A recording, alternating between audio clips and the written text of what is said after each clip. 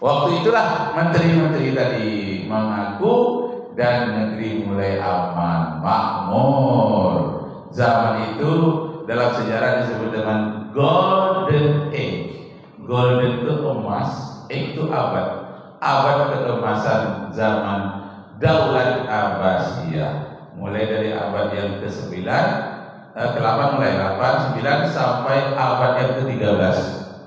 Berapa abad itu? Islam gemilang. Sementara pada waktu itu London masih becek-becek. Amerika belum ditemukan.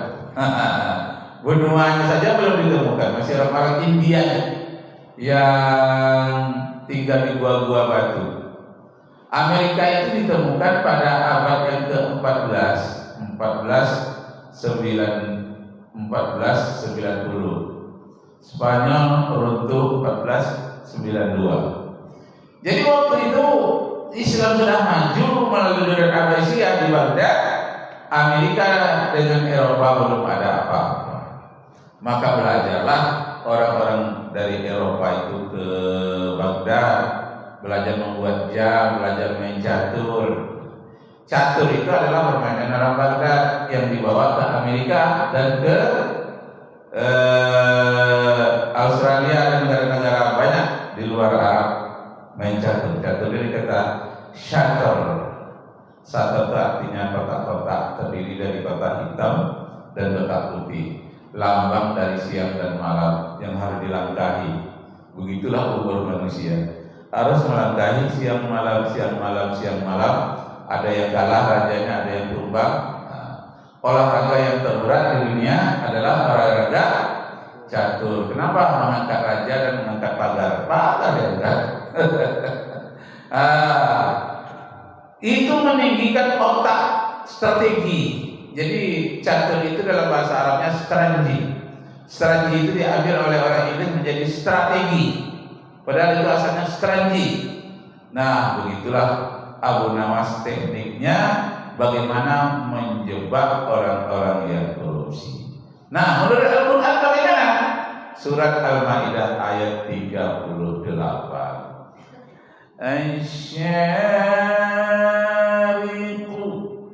wasyariqatu faqta'u aydiyahuma.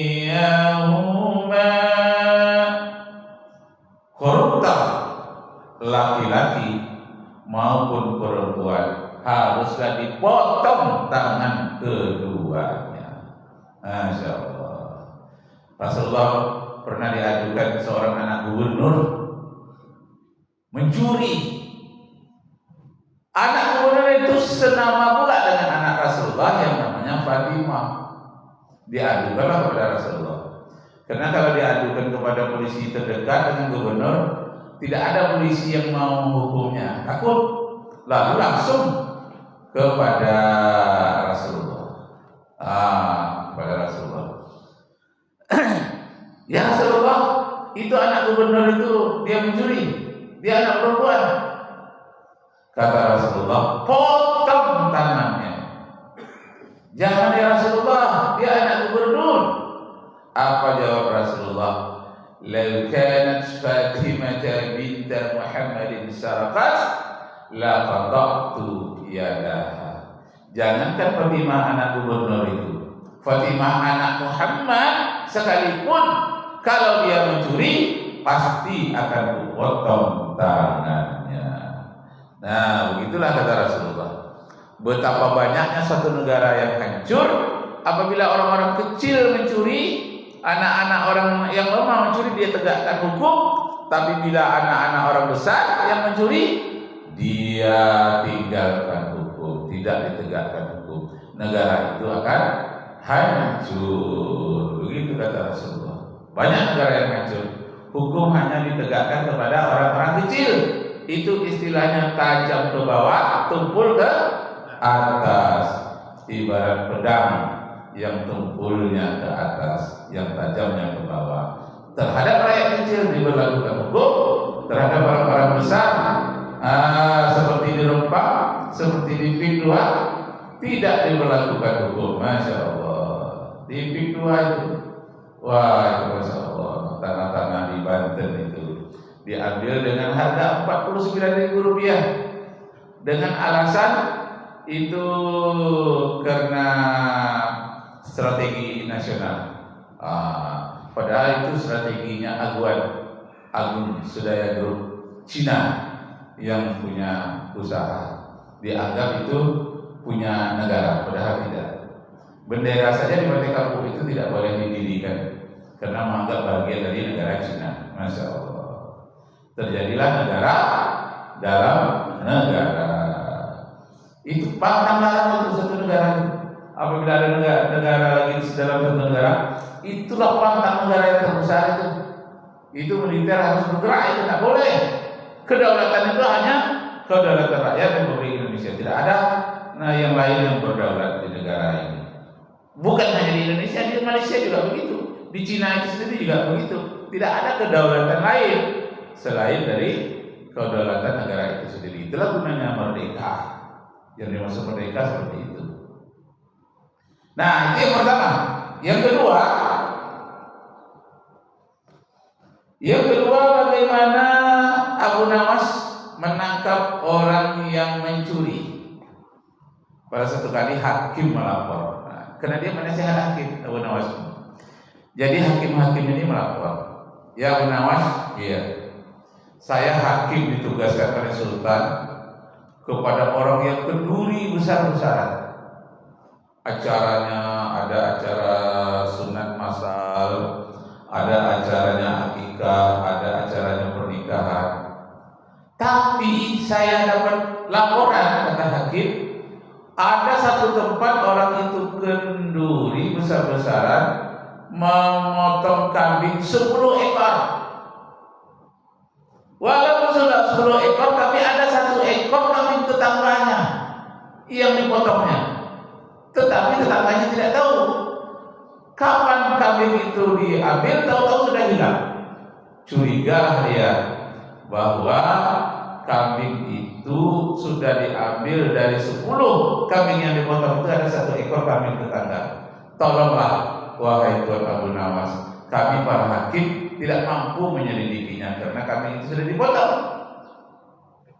Jadi ditanyalah pada Abu Nawas, ada bedanya nggak kambing 1 ekor tetangga itu dengan 9 ekor tetangganya yang mengadakan perhelatan itu? Ada. Apa bedanya? Yang kambingnya yang 9 ekor tadi itu semuanya hitam putih. Yang kambing tetangga 1 ekor belang-belang. Ada kuningnya sedikit, bintik-bintik. Itu bedanya. Oh iya. Iyalah. Saya dapat undangan kebetulan katanya untuk menghadiri acara itu. Pergilah Abu Nawas, juga hakim-hakim pergi. Tapi orang tuan rumah tidak tahu bahwa yang datang ke itu ada 4 orang hakim. Abu Nawas 1, dia pakai baju biasa-biasa saja, tidak pakai baju hakim. Datanglah dia. Ketika disuguhkan makanan, panggang guling kambing, gulai kambing, sup kambing, banyak lagi yang lain-lain. Lalu Abu Nawas mengatakan kepada tuan rumah, Pak, sini dulu. Iya. Ini enak ini panggang guling kambing ini. Iya. Berapa ekor yang beli kambing? 10. Oh iya. Ini yang paling topnya ini, yang paling besar. Iya. Kata Abu Nawas, aku tahu warna kulit kambing ini. Walaupun dia sudah digulai, sudah dibikin sate, aku tahu warnanya. Yang mana yang kulit hitam, kulit putih, kulit belang, aku tahu. Kata Abu Nawas. Apa kata rumahnya? Oh, mana bisa tahu? Sudah dibikin sate. Gak ada orang yang tahu warna kulitnya. Sudah dibikin sate. Daging aja yang, ya aku tahu. Nah, ini apa warnanya nih? Yang ini. Kalau yang ini hitam warnanya. Nah, yang sate bagian ini, nah ini putih nih kata rumah. Oh, salah. Kata rumah. Apa salahnya? Kalau yang ini belang-belang warnanya. Nggak percaya aku, kata Abu Nawas. Ini putih, nampak ciri-cirinya. Ini hitam. Yang belang-belang nggak ada. Ada. Betul ada. Iya, berkah, coba ambil kulitnya, bawa ke sini, aku bayar nanti 50 dinar. Kalau ada, ya ambilnya lah kulit kambing yang belang-belang tadi. Ini kamu bilang, inilah kulit kambing tetangga itu. Ya dia dipanggil tetangganya, iya inilah kulit kambing kami. Tertangkap langsung. Cerdinya Munawar. Tertangkap langsung, memang kambing tetangganya diambil 1 ekor. Ada buktinya sekali, belang-belang kambingnya. Masya Allah, terjebak. Memang lucu ya, tapi konkret ya, tertangkap. Nah, begitulah cara menjebak pencuri dan koruptor oleh Abu Nawas. Masya Allah. Nah, jadi masalah kejujuran dalam pemerintahan baik bersifat raja, dinasti maupun demokrasi ini adalah masalah keimanan, masalah keyakinan. Orang-orang yang tidak beriman, dia merasa tidak dipantau oleh Allah, sehingga dia mudah berbuat hal-hal yang menyimpang dari ketentuan Allah. Padahal kambing itu menjadi haram sama dengan haram babi kalau dia menjadi hasil curian. Walaupun dia dipotong baca bismillah, tapi hasil curian, dia menjadi haram seperti haramnya babi. Cuma bedanya haramnya babi itu mulai dari zatnya itu yang haram.